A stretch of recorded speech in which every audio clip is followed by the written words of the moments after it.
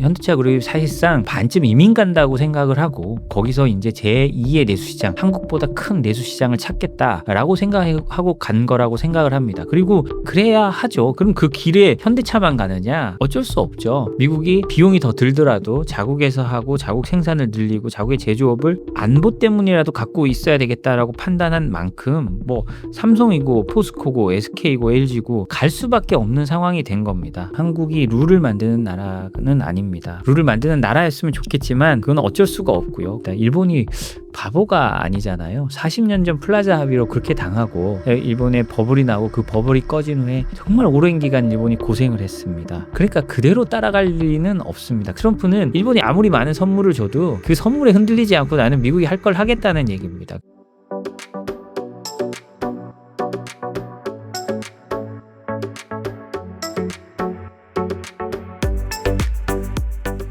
최근 현대차가 미국 조지아 메타플랜트 준공식을 열었고 이제 미국이 전기차 생산 거점이라고 선언했는데요. 이걸 미국이 한국 기업을 흡수하는 전략 흐름으로 볼 수도 있을까요? 우리나라 기업들이 뭐 100년을 보고 사업을 하는 건 아니겠지만 이번에 현대차 그룹의 이런 메타플랜트나 이런 계획들을 보면 사실상 미국을 제2의 내수시장으로 보고 접근하는 게 아닌가라는 생각을 합니다. 그러니까 우리가 늘 말하지만 마코 루비오 국무장관이 자기의 그 취임을 위한 청문회 때 말했듯이 21세기를 넘어갈 대결이 미중 대결이란 말입니다. 그렇게 생각하면 우리가 그 안에 있을 때 한국 입장에서는 21세기를 넘어갈 대결이고 그러면 공급망이 갈라질 게 뻔해 보이는데 그럼 어떻게 해야 되겠습니까? 미국이란 더 큰 시장이 있는데 그 시장을 노려야 하고 그럼 그 안에서 공급망을 만들어야 하는 거잖아요. 저는 그래서 현대차 그룹이 단순히 뭐 노조나 이런 것 때문이 아니라 물론 그런 이유도 있겠죠. 뭐 일부 있겠지만 현대차 그룹이 사실상 반쯤 이민 간다고 생각을 하고 거기서 이제 제2의 내수시장, 한국보다 큰 내수시장을 찾겠다라고 생각하고 간 거라고 생각을 합니다. 그리고 그래야 하죠. 기업 입장에서는 이윤을 추구하는 기업 입장에서는 그래야 하고 그걸 통해서 거기 뿌리 내리고 그리고 그 이익을 한국으로 최소한 가져올 수 있는 그런 구조를 만드는 게 저는 옳은 생각이라고 하고 뭐 현대차의 그런 결정을 응원하고 있습니다. 삼성, SK, LG, 포스코까지 줄줄이 미국으로 넘어간 상황인데요. 이 흐름, 미국이 설계한 공급망 블록 안에 한국 기업들이 편입된 결과라고 볼 수 있을까요? 트럼프 대통령이 1기 때도 마찬가지고 2기 때도 마찬가지고 제조업 부활을 내세우면서 그 미국 기사가 나는 걸 보면 병뚜껑까지 미국에서 만들겠다라고 합니다. 사실상 뭐 말이 안 되는 거죠. 국민소득 8만 불이 넘는 나라에서 병뚜껑까지 만드는 게 말이 안 되는데 미국 입장에서 보면 이게 상당히 중요한 겁니다. 왜 그러느냐? 코로나 때 공급망 위기가 닥쳐보고 사실 중국이 요즘에 히토류를 쪼고 있다는데 어쨌든 여러 면을 가지고 미국이 보다 보니까 코로나같이 위기가 터지니까 항생제조차 미국에서 만드는 게 없어서 어려움을 겪었다는 겁니다. 사실상 미국은 우리가 모든 게 나고 뭐 원유도 있고 어마어마한 농토도 있고 기술도 있고 모든 걸 가진 나라, 전 세계에서 가장 축복받은 땅 위에 세워진 나라라고 생각을 하지만 위기 시에 보니까 미국이 항생제조차 만들 수 없는 나라였다는 겁니다. 그래서 실제로 그 중국이 히토류를 걸어 잠그면 미 해군 무기의 50%를 쓸 수 없대요. 적국을 향해서 무기를 만드는데 적국에 쓸 무기의 가장 중요한 부품들이 적국에서 오고 있었다는 겁니다. 미국도 참 어떤 면에서 나이브했었죠. 지난 몇십 년간. 그렇기 때문에 미국은 이제 그 길을 가기로 한 겁니다. 그럼 그 길에 현대차만 가느냐?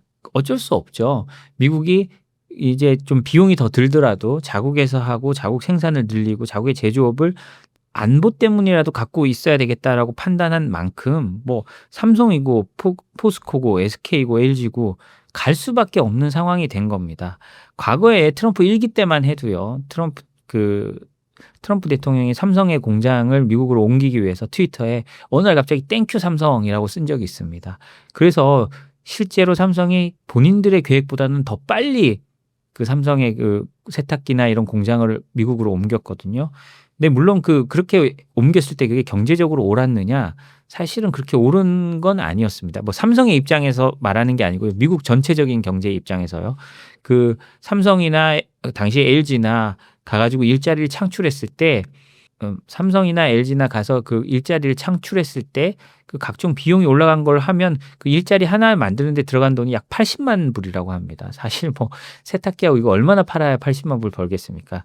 전혀 그 경제적이지 않지만 오히려 이제 그걸 똑같이 생각해 보면 안보적인 측면에서 보면 미국 입장에서는 필요하다는 거죠. 그런 것들 의약품, 반도체 끌어와야 된다는 겁니다. 배터리 더더욱 그렇죠. 그래서 뭐 그런 측면에서 봐야 하고 아까도 제가 말씀드렸듯이 이제 우리가 어쩔 수 없습니다. 살아남기 위해서는 미국을 제2 내수 시장으로 삼아서 적극적으로 공략해 우리가 살아남거든요. 그러기 위해서는 이들 기업들도 갈 수밖에 없다고 생각을 합니다. 특히 현대차는 공장만 세운 게 아니라 제철소 에너지 부품망까지 통째로 이전했는데요. 이 정도면 미국이 현대를 유치한 게 아니라 현대 공급망을 미국화한 거 아닌가요? 제가 계속 이 공급망에 대해서는요. 뭐 피터슨 연구소 이런 데서 나온 보고서들을 보면 명확합니다. 앞으로 미래의 공급망은 미국 중심의 공급망 그리고 중국 중심의 공급망으로 나뉠 거라는 거고요. 우리 업체들은 특히 미국에서 돈을 많이 벌고 있기 때문에 미국의 공급망을 따라갈 수밖에 없습니다. 아쉽지만 그게 현실이고 그 길을 따라가야 됩니다. 그러려면 어떻게 해야 되느냐? 과거에는 미국의 공장만 만들어 놓고 부품을 한국에서 보내는 게 관세나 이런 데 대해서 더 좋았지만 이제는 뭐 앞으로 이제 협상 상황을 지켜봐야겠습니다만 기본으로 10% 관세가 깔리고 또 어떻게 될지 모르겠습니다만 추가적인 어떤 관세들이 들어온다라고 하면 미국에서 부품을 만드는 것이요. 단순히 가격 경쟁력뿐만이 아니라 어떤 공급망 차원에서도 더 안전할 수가 있는 겁니다. 때문에 우리 기업들 입장에서는 상당한 딜레마는 생기지만 옮겨갈 수밖에 없는 상황이 계속 생기는 거고요. 이거는 어떻게 아까 제가 처음부터 말했듯이 이런 변화에 기왕이면 능동적으로 대처하는 게 좋다고 생각을 합니다. 그래서 좀 능동적으로 대처하는 과정에서 우리 측의 피해를 어떻게 최소화하고 또 그 과정에서 한국의 제조업을 그래도 살리려면 어떤 고부가치 산업을 어떻게 만들어 가야 되는지 그런 부분을 저희가 또 고민을 해야 될 거라고 생각을 합니다.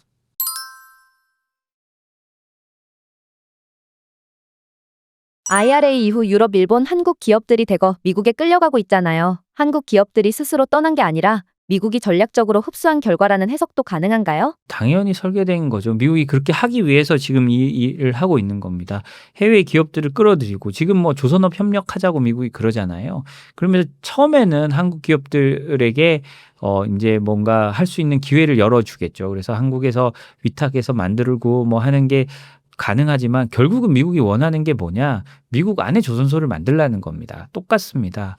이 자동차와 똑같이 미국 안에 조선소를 만들고 한국 업체들이 운영을 하면서 그 부품이나 이런 공급망도 다 미국에서 해라라는 거거든요. 그래서 사실 이런 각종 선박들을 운영하는데 몇 년 후까지는 뭐 관세가 얼마지만 뭐 또 시간이 지나서 미국산을 쓰면 또 얼마 떨어지고 이런 식으로 계속 미국이 설계를 해가고 있고 들어오도록 유도를 해가고 있는 상황인 겁니다. 그래서 미국은 전 세계의 제조업 회사들을 끌어들이려고 노력하고 있습니다. 심지어 그 이익률이 낮은 예를 들자면 홍하이 같은 대만의 이런 전자기기 조립하는 업체들 있잖아요. 이런 대만의 유력 그 전자기기 제조업체, 그러니까 OEM을 받아서 그러니까 애플이나 이런 데 그러니 애플이나 뭐 다른 회사들의 그 주문을 받아서 전자기기를 만드는 그런 업체들 상위 6개 업체들 중에 5개가요. 지금 미국에 공장을 짓겠다고 발표를 했습니다. 마진도 박하고 미국에서 그 조립 공장이 될까요? 쉽지 않잖아요. 그건 낮은 임금으로 하는 거고 뭐 중국이나 이런 데서 낮은 임금으로 하는 건데 그럼에도 불구하고 미국의 압박에 맞춰서 그 공장이나 이런 걸 더 늘리겠다고 했거든요. 그런 걸 보면 미국 정부의 압박이 정말 전방위적으로 들어오고 있는 겁니다. 그런 부분은 한국 입장에서는 좀 상당히 기분 나쁠 수도 있고 대만 입장에서는 더더욱 기분 나쁘겠죠. 그렇지만 세계의 그 기업들이 이렇게 움직이는 건 이건 뭐 어쩔 수 없는 상황이다라는 걸 판단한 것 같습니다. 왜 미국은 지금 현대차를 그것도 전기차, 철강 배터리 체인 전체를 들여오게 만든 걸까요? 시장 확보 이상의 계산이 있었던 건가요? 미국이 중국과의 패권 경쟁에서 지금 가장 부족한 부분은 첨단 산업 제조업 기술입니다. 물론 미국의 모든 기술이 나오죠. 애플이나 구글이나 뭐 엔비디아나 미국에 다 있지만 거기에 첨단 산업의 부품을 공급하는 건 동아시아에 다 있습니다. 한국, 일본, 대만 정도에 있잖아요. 그리고 자동차도 마찬가지입니다. 전기차요. 물론 테슬라도 잘 만들지만 그 외에 잘 만드는 나라들은 당연히 한국도 있고요. 뭐 아니면 뭐 유럽에도 있고 하지만 전기차 부분은 가장 많이 잘 만드는 나라는 중국입니다. 그러면 거기에 대항할 수 있는 어떤 그 기술 연합체를 만들어야 되잖아요. 그렇게 생각했을 때 미국 입장에서는 그런 회사들을 계속 끌어들이려고 하는 겁니다. TSMC 최고급 반도체 공정을 미국에 만들어라고 계속 압박하는 이유가 그겁니다. 그러면 그 전기차도요. 전기차가 최신이니까 거기에 대한 것도 현대차에서 니들이 만들고 싶으면 기왕 여기서 만들어라. 우리가 세제 혜택도 주고 다 준다. 여기서 만들어라. 라고 하는 거고요. 그렇기 때문에 이건 당연히 지정학적 계산에서 출발하는 겁니다. 우리에게 부족한 게 뭔지를 따져보고요. 거기에서 맞춰서 전략을 만들어가고 보조금도 만들어가는 거죠. 뭐 트럼프 대통령은 채찍의 수위도 거기에 따라서 달라지는 거고요. 그래서 이런 산업의 변화를 일으키는 가장 큰 요인이 뭐냐라고 하면 당연히 지정학입니다. 결과적으로는 한국이 자유무역 아래 산업 주권을 잃어가고 있는 거 아닌가요? 자발적 탈조선이 아니라 미국 중심 경제 질서로의 구조적 편입이라고 봐야 하나요? 미국이 2차 대전 이후에 계속되어 오던 자신의 질서를 지금 바꾸려고 하고 있습니다. 질서를 만들 사람이 룰을 바꾸려고 하는 건데요. 좀 안타까운 면도 있습니다. 그렇지만 뭐 세계가 그렇게 변화하고 있으니까 우리가 과거의 룰을 만드는 사람한테 계속 그 룰대로 하세요라고 말하기가 좀 쉽지가 않은 상황입니다. 더군다나 트럼프라는 사람은요. 자신의 그 트위터에 여러 번 적었는데 트럼프의 황금 룰이라고 합니다. 황금을 가진 자가 룰을 결정한다라고 하는 거거든요. 지금 뭐 가장 많은 황금을 가진 나라는 미국입니다. 그리고 미국이 자신을 위한 룰을 다시 짜고 있는 상황이거든요. 그럼 어떻게 해야 되느냐? 우리는 미국의 룰에 가장 빨리 잘 맞춰서 거기에서 이익을 극대화하고 국익을 극대화하고 기업은 기업의 이익을 극대화하고 개인은 개인의 이익을 극대화해야 됩니다. 그러려면 민첩하게 움직여야 되죠. 물론 뭐 섣불리 움직여서 낭패를 볼 수도 있습니다. 트럼프의 정책은 너무나 왔다 갔다 하기 때문에요. 그렇지만 미국이 어떤 식으로 갈 거다라는 거는 먼 미래를 통해서는 저희가 어느 정도 예측을 할 수 있습니다. 아까 계속 말씀드린 것처럼 공급망 분리와 같은 상황으로 갈 거거든요. 그렇기 때문에 이제 선택의 시간은 왔고요. 이미 선택은 우리가 70년 전에 제가 계속 말하고 미국에서도 이 표현이 있습니다. 한국은 이미 70년 전에 어느 편인지 선택을 했다라는 표현이 있습니다. 예를 들자면 한국이 약간 균형자를 하려고 하고 중국이랑 가까이 가려고 할 때 미국 국무부나 백악관에서 쓰는 표현이거든요. 저는 뭐 처음에는 그 표현이 조금 너무 미국의 권위적인 게 아닌가라고 생각을 한 적도 있었습니다만 뭐 어쩔 수 없는 현실이라는 거를 뭐 우리가 해보면 바로 깨닫게 되잖아요. 이번 뭐 저희가 일부에서 말했듯이 필리핀 수빅만만 해도 반미 감정으로 수빅만에서 미군을 내보냈더니 바로 중국이 치고 들어와서 필리핀의 안보는 더 위험해졌습니다. 그런 것처럼요. 이 미국이 만드는 새로운 공급망, 새로운 구조에 우리가 좀 능동적으로 참여하는 것이 우리의 국익에도 더 맞다고 저는 생각을 합니다. 현대는 미국 전략의 그물망에 들어갔고 한국은 그걸 뉴스로 소비했다라는 말도 있는데요. 지금 한국은 미국의 블록 전략에 편입된 건가요?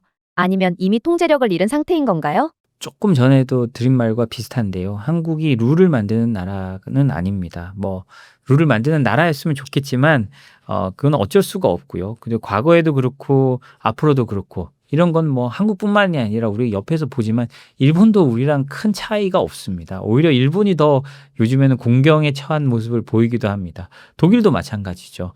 그 미국의 뭐 관세 이런 데에 대해서 싸운다고 하지만 실제로 싸울 힘이 독일도 없고 일단은 그 EU에서 뭔가를 해 나가고 뭐 보복 관세를 한다지만 실제로 말만 그렇지 아직까지 제대로 나오지는 않았고요. 그렇기 때문에 우리가 어떤 변화에 거부한다기보다는 앞서 적응하는 모습을 보이는 게 맞다고 생각합니다. 그렇지만 뭐 그게 일본이나 뭐 다른 나라처럼 뭐 합의도 안 되는데 우리가 나서서 우리가 먼저 해결해 드릴게요 이런 게 아니라 눈치도 잘 봐야겠죠. 이게 사실은 상당히 눈치 게임의 싸움에 되어 있습니다. 그 눈치를 잘 보면서 적당한 시점에 적당한 수위로 그리고 우리 경쟁자들보다 1%라도 좋은 조건을 얻을 수 있다면 그 조건에 맞춰서 협상을 해서 나가는 게 한국에선 가장 좋은 시나리오라고 생각을 합니다.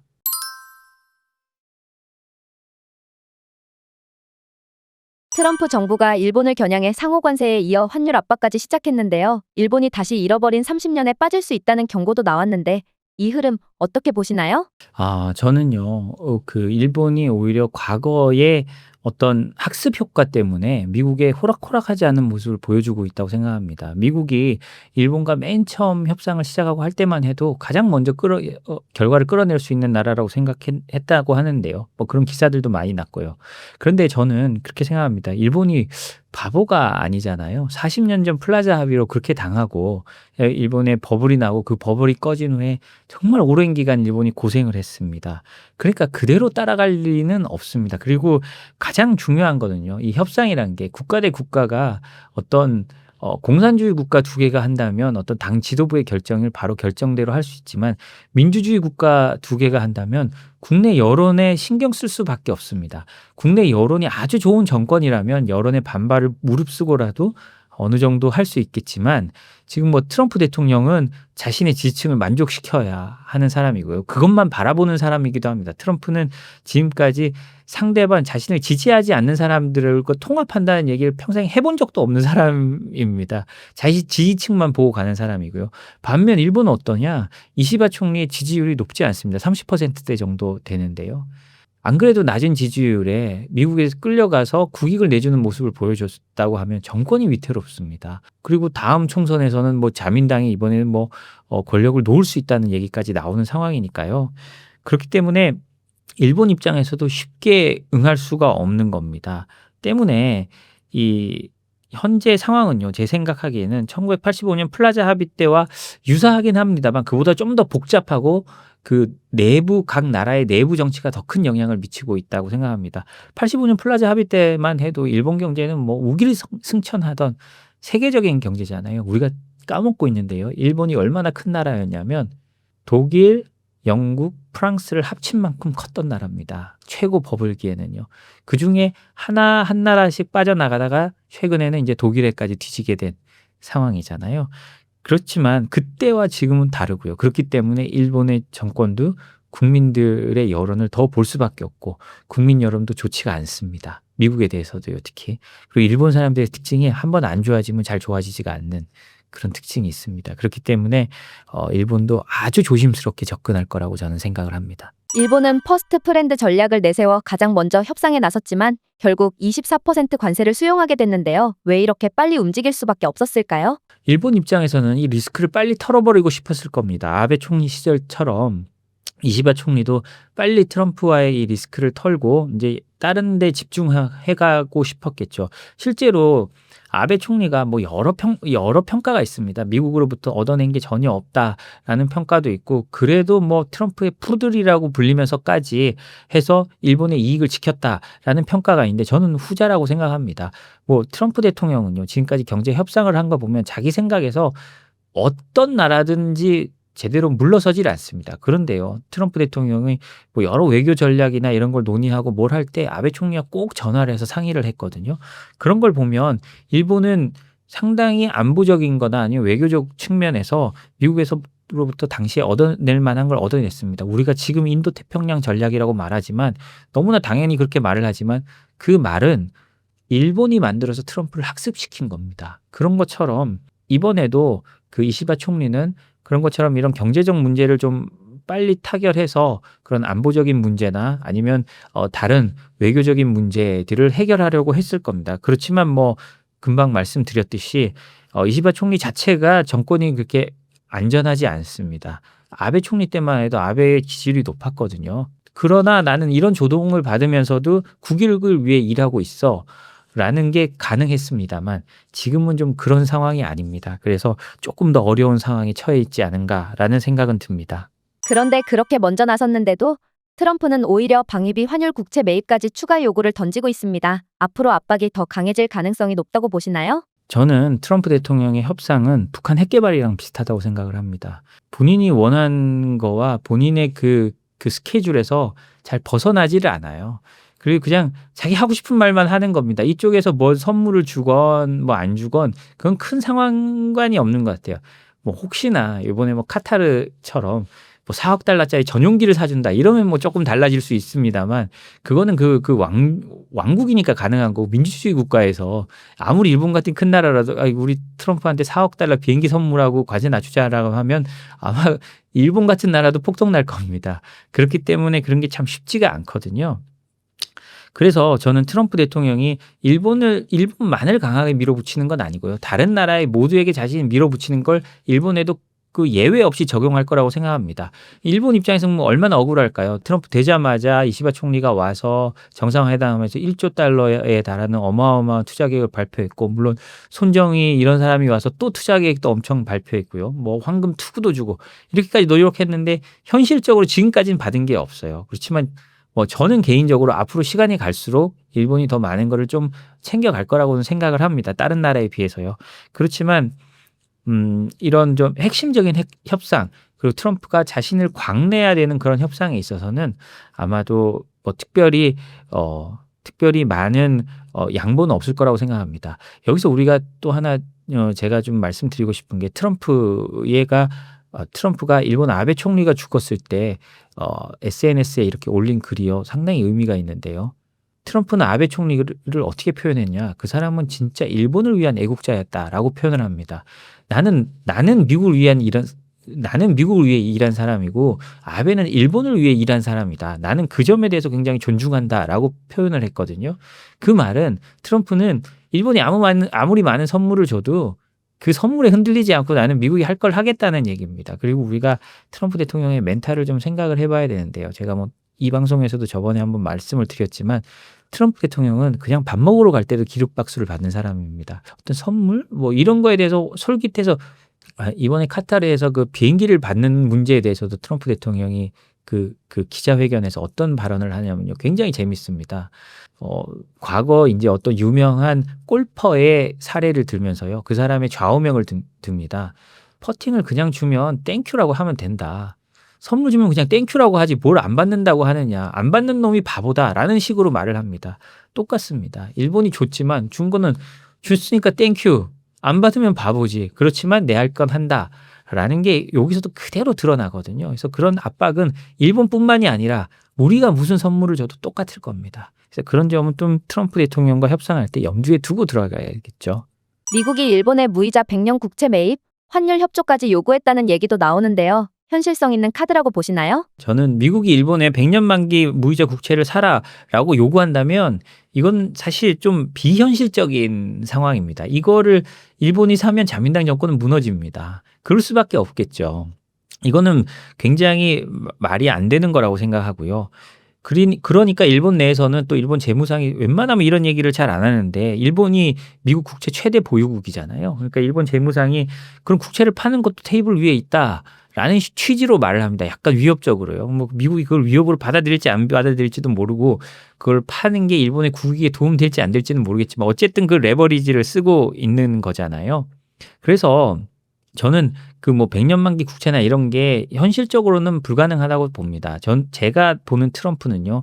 과격한 온건주의자라고 늘 표현하는데요. 이번 중국에서도 봤잖아요. 145%는 말도 안 되는 걸 올려놨다가 합의는 30%로 했습니다. 물론 뭐 잠정이지만요. 그래도 나중에 문제가 돼서 올라가 다시 145%까지 물 갈 수도 있겠지만 그 말은 그 어느 중간에서 양측이 이제 합의할 만한 어떤 지점을 찾는다는 얘기잖아요. 트럼프는 늘 그래왔습니다. 이번에 우크라이나와의 광물 협정도 보면요. 처음에는 뭐 8천억 달러를 내놔라. 광물 그 정도 한 다음에 그 다음에 니들이 쓰게 하겠다라고 막 언론 플레이도 하고 뭐 그런 초안에 그런 게 같다고 뭐 뉴욕 타임스나 이런 데서 어마어마한 무슨 총독이냐 식민지냐 뭐 이런 얘기가 나왔는데 결론적으로 합의된 거 보십시오. 그런 내용 하나도 없었거든요. 그 굉장히 합리적으로 됐습니다. 그랑 똑같다고 생각을 합니다. 그 일본 거에 대해서도 상당히 환율 조정해라. 지금 뭐 엔화가 너무 낮으니까 그건 가능성이 있는 얘기 같습니다. 어느 정도로는요. 그렇지만 일본이 거의 정말 받아들일 수 없는 요구 그런 데서 합의한다는 거 저는 좀 가능성이 낮다고 생각하고요. 이번 중국에서도 봤듯이 그런 점에서 이제 동맹국들은 제 생각은요. 영국이 10%를 했으니까요. 10%에서 20% 사이에 그 어느 10% 초반 정도의 동맹국들의 관세들은 정해지지 않을까라고 저는 생각을 합니다.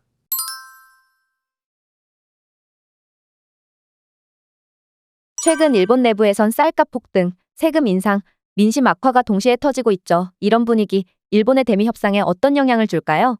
저는 아까도 말씀드렸듯이 이시바 총리 상황이 안 좋다는 게 이런 것 때문에 안 좋은 겁니다. 쌀값 얼마 전에 저희 아는 지인이 일본에 사시는 지인이 와서 저녁을 먹었는데 얘기의 한 절반가량이 일본 쌀값 얘기였습니다. 그만큼 사시는 분들한테는 일본 쌀값이 정말 말도 안 되게 비싸다고 하더라고요. 그래서 그러면서 뭐 5kg에 한국 돈으로 10만 원이라 그러잖아.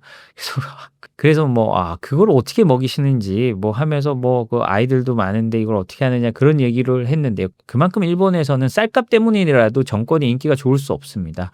그 바이든 정부에서도 그렇게 많은 돈을 썼는데 바이든 정부가 정권 재창출에 실패한 이유는 뭡니까? 인플레이션 때문이거든요.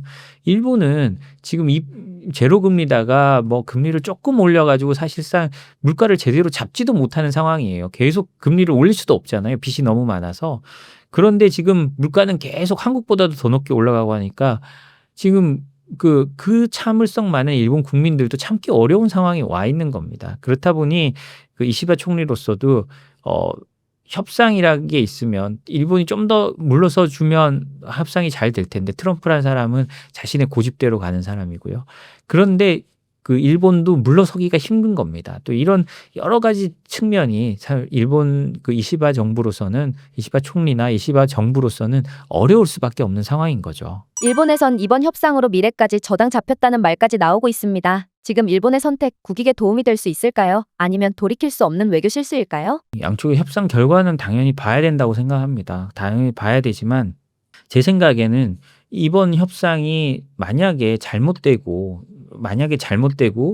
그 자민당 정부의 만약에 몰락으로 이어진다. 뭐 정권 교체로 일본에서는 정말 정권 교체가 안 일어나는 나라입니다만 정권 교체로 이어진다면 이거는 미일 관계에도 상당한 문제를 향후 앞으로도 상당한 문제와 불신을 일으킬 수 있다고 생각을 합니다. 물론 일본이 한국처럼 우리는 좀 끌어오른 나라잖아요. 과거 반미도 강했고 그렇지만 우리처럼 이렇게 강하게 하지는 않겠지만 일본 사람들은 어떤 불만이 있으면 그 불만을 한층 한층 쌓아가는 사람들이잖아요. 그래서 장기적으로 만약에 이 협상에 대해서 일본 국민들이 박하게 평가를 한다면 일본 입장에서는 앞으로 미국과의 협상이나 미국과의 어떤 지내는 거에 대해서 상당히 좀 어려워질 상황 가능성이 있다고 저는 생각을 합니다. 그래서 이 문제가 어떻게 잘 해결되느냐에 따라서 한미일 군사 협력부터 시작해서 이런 미국을 중심으로 한 동아시아의 구조에 좀 어떤 뭐 전환점까지는 아니라도 그리고 뭐 쉼표를 찍느냐 아니면 느낌표를 찍느냐의 차이는 생길 수 있다고 생각을 합니다. 한국 시청자들 사이에선 우린 일본처럼 먼저 나서면 안 된다는 경계심도 커지고 있는데요. 지금 한국은 어떤 전략으로 움직여야 할까요? 저는 계속 뭐 주장하고 뭐 유튜브에 나갈 때까지 말하는 건데요. 일본이 할 때까지 끝까지 지켜봐야 됩니다. 특히 우리는요, 아이러니하게 아주 좋은 상황이 아직 대통령 선거 기간 중이고요. 대통령 선거 끝난다고 해도 새 정부를 만드는데 시간이 조금은 걸릴 거잖아요. 시간을 벌었습니다. 그리고 좀 안타까운 일이지만 최상욱 경제부총리가 그만뒀잖아요. 좀 어이없는 일입니다. 그거는 정말 미국의 재무부 장관이 왜 그런 말을 했는지 저는 이해가 안 가요. 그게 협상 과정에서 우리가 뭐 그걸 빨리 해야 선거에 유리하다라는 거를 한국의 경제부총리가 미치지 않는 이상 그거를 미국인한테 말하겠어요. 제 생각에는 베센트 재무장관이 협상을 하다 보면요. 저희가 협상하는 분들한테 얘기를 들어보면 저 집 사람들의 아들의 생일 정보까지 올려서 모든 걸 검토하고 들어갑니다. 그렇게 했을 때 한국에서도 이런 걸 바랄 수 있을 것 같다라는 아마 보고가 올라갔을 거예요. 저는 공식적으로든 비공식적으로든 그런 말을 협상장에서 경제부총리나 이런 사람들이 할 수가 없습니다. 보는 눈도 있고 둘이 있을 때도 말 안 할 겁니다. 왜냐 어떻게 말할지를 모르기 때문에요. 그런데 그거를 미국의 재무부 장관이 공개적으로 그렇게 말한 바람에 한국의 경제부총리가 날아갔어요. 그러면 우리는 미국이랑 당신들 때문에 우리가 협상할 사람이 없다라는 핑계를 댈 수 있습니다. 일단 새 정부가 될 때까지 핑계를 최대한 대서 미루고요. 그리고요. 제가 이 트럼프 행정부 전부터도 계속 말한 건데요. 동맹의 등급에 따라서 트럼프 행정부에서는 관세나 모든 게 결정이 될 겁니다. 냉정하게 말하면 우리는 미국과 한미 동맹이 강고하고 하지만 일본보다는 조금 등급이 낮은 동맹인 거를 우리가 명확하게 인식을 해야 됩니다. 그러면 그 동맹의 등급에 따라서 이번에 상호 관세할 때도 봤잖아요. 일본이 우리보다 1%포인트 낮잖아요. 그런 것처럼 일본이 하는 만큼 일본만큼에서 저희가 조금이라도 이익을 본다면 우리 협상은 성공했다고 볼 수 있거든요. 그렇기 때문에 일본이 하는 걸 보고 시간을 끌면서 천천히 들어가는 게 한국의 국익을 저는 극대화할 수 있는 거라고 생각을 합니다. 트럼프 2기 체제에선 한국과 일본이 확실히 다른 대우를 받을 거란 전망도 있습니다. 앞으로 한국이 특히 주목하고 대비해야 할 지점은 어디일까요? 저는 다른 길을 간다는 표현보다는요, 일본이 앞서가고 우리가 뒤따라가는 길을 가야 된다고 생각을 합니다. 맞을매는 일본이 빨리 좀 맞는 걸 보면서, 저기서 문제가 생겼네. 그럼 우리는 이렇게 풀어봐야지. 왜냐하면 일본과 한국은요, 산업 구조도 상당히 많이 비슷한 뿐만이 아니라 외교 안보적으로도 90% 이상 문제가 거의 같습니다. 정말 뭐 관심은 잘 없으시겠지만 시청자분들이 미국 국무부에 그 전 세계 기자들을 대상으로 브리핑을 할 때요. 그걸 좀 관심 있는 분들 한번 봐보십시오. 일본 기자, 한국 기자, 뭐 전 세계에 온 기자들이 미국 국무부 대변인에게 질문을 합니다. 그랬을 때요.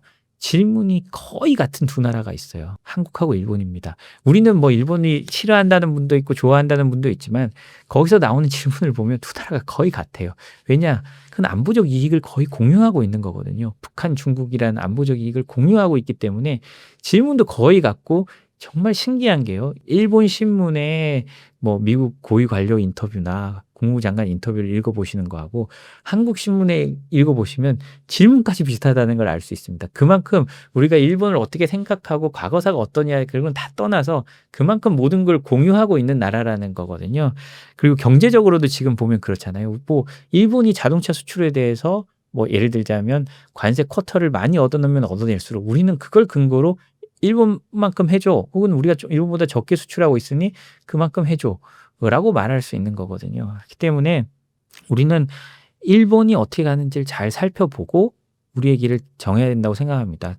그래서 저는 뭐 그 우스갯소리로 다른 데 가서 또 이런 말을 한 적이 있습니다만 우리가 지금 가장 바빠야 될 것은 주미 대사관이 아니라 주일 대사관이 돼야 된다라고 말을 할 때도 있습니다. 그래서 당연히 이 말은 일본과 다른 길을 가야 됩니다만 그 길이 일본의 길을 보고 반면교사를 삼아서 고쳐나갈 수 있는 그 길로 가야 된다라고 보는 게 맞을 것 같습니다. 마지막으로 시청자분들께 한 말씀 부탁드립니다. 트럼프 시대는요. 사실 뭐 꼭 트럼프 때문이 아닙니다. 세계가 그렇게 변해가고 있는데 트럼프가 그 추동을 더 빠르게 하는 거라고 저는 생각을 하는데요. 트럼프 시대에는 지정학이 경제를 이끌고 갈 가능성이 무척 높습니다. 지금 우리가 주식시장에서도 그걸 보잖아요. 트럼프 대통령의 한마디에 트럼프 대통령이 주식 사라 라고 했을 때 사면 주식도 오르고 좀 말도 안 되는 상황이지만 그런 일이 벌어지고 있습니다. 그리고 이렇게 과연 트럼프 행정부 때만일까? 라고 생각한다면 저는 아니라고 말하고 싶습니다. 앞으로도 계속 이렇게 될 거고요. 특히 패권 경쟁이 이루어지는 사이에는 정치가 경제를 더더욱 이끌고 가게 될 겁니다. 때문에 이런 지정학 뉴스나 이런 것들을 여러분들이 다 관심을 가지고 보시면서요. 우리가 어떤 길로 가야 될지를 좀 잘 판단해 보시는 것이 중요하다고 생각을 합니다. 그런 지정학적인 이런 거를 볼 수 있는 게요. 저희 생크션랩 그 홈페이지를 오시거나 저희 유튜브를 보시면 알 수 있는데요. 저희가 하는 서비스는 이런 지정학적 속에서 특히 뭐 이렇게 되면 제재와 수출 통제 같은 걸 많이 하게 됩니다. 특히 우리가 반도체에서 보는 듯한 그런 건데요. 그런 것들 우리 중소기업이나 이런 걸 어떻게 할 수 있을지 저희가 컨설팅도 해드리고 있으니까요. 저희 홈페이지에 회원가입도 하시고 뭐 그런 게 필요한 중소기업들은 저희한테 의뢰를 해주시면 제가 열심히 도와드리도록 하겠습니다. 예, 감사합니다.